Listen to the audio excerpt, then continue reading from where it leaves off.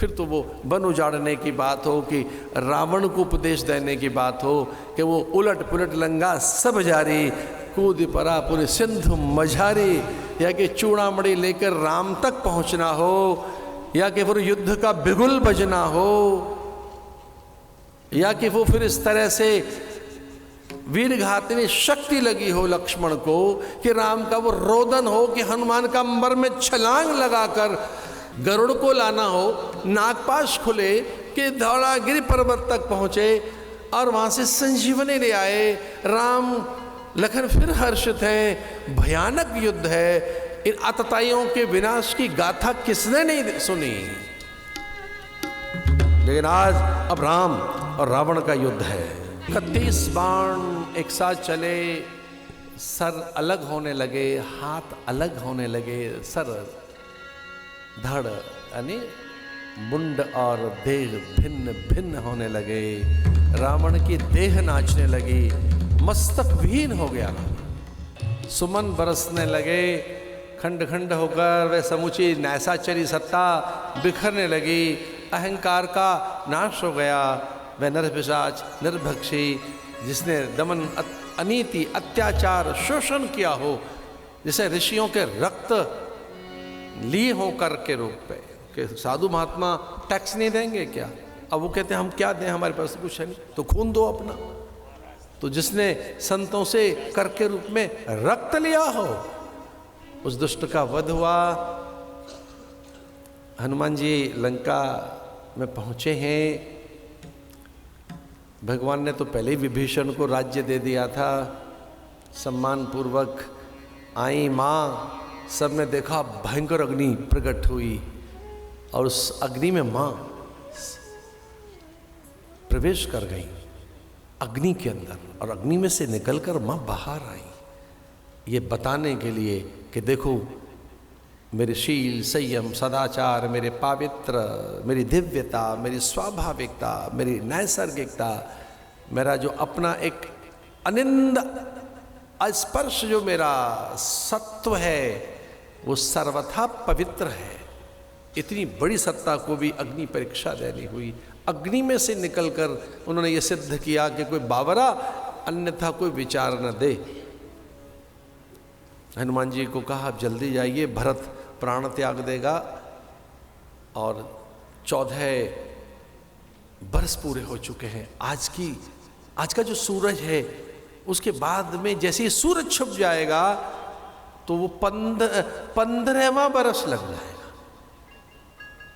और मैंने कहा था कि ये 14 बरस संपन्न करके आऊंगा मैं, तो 15वें बरस का भी अगर सूरज छुप गया तो प्राण दे देगा वो, जल्दी जाओ। भगवान ने 14 बरस में लीला संपन्न की। 15 बरस में हनुमान जी द्रुत गति से दौड़े थे। पूरा अवध सज्जित है,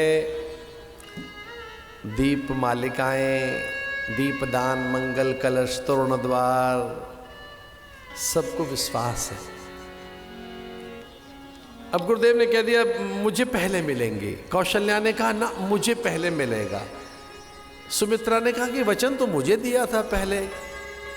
लेकिन कई ने कहा देख लेना साहब, अब ऐसे खड़े रह जाओगे, मेरा बेटा पहले मुझे मिलेगा। अमित रूप प्रगटे ते ही काला, यथा योग सब मिले कृपाला, अमित रूप प्रगटे काला। सबको बराबर बराबर मिल रहे हैं। सबको लोग मुझे पहले मिल गए। लेकिन गुरुदेव ने देखा कि जिसके सामने खड़े हैं, जिस जो अंक में भर के लेकर खड़ी है प्रभु को, अंक में भर लिया, वो कौशल्या और सुमित्रा नहीं है, कैकेयी के पास खड़े हैं राम।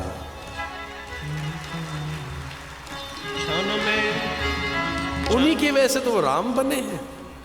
माँ ने अवसर दिया राम बनने का।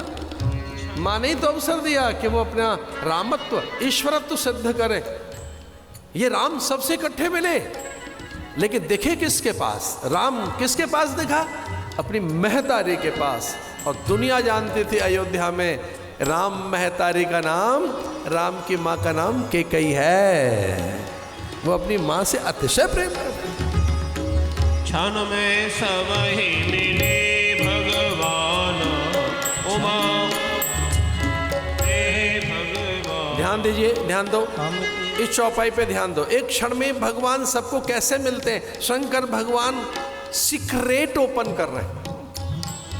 भगवान शंकर पार्वती से कह रहे, पार्वती सुनो, एक क्षण में ही भगवान सबको कैसे मिल गए? एक सीक्रेट है, भगवान सबको कैसे मिल सकते हैं?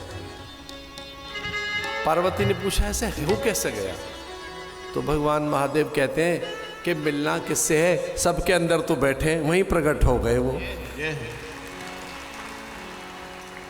सबके ही अंदर तो बैठे हैं। घट घट में राम बैठा है, घट घट वासी है, अंतर्यामी है, श्वास में रमता है, रोम रोम में रमाए, रोम रोम में रमण करने का जिसका नित्य का अभ्यास है।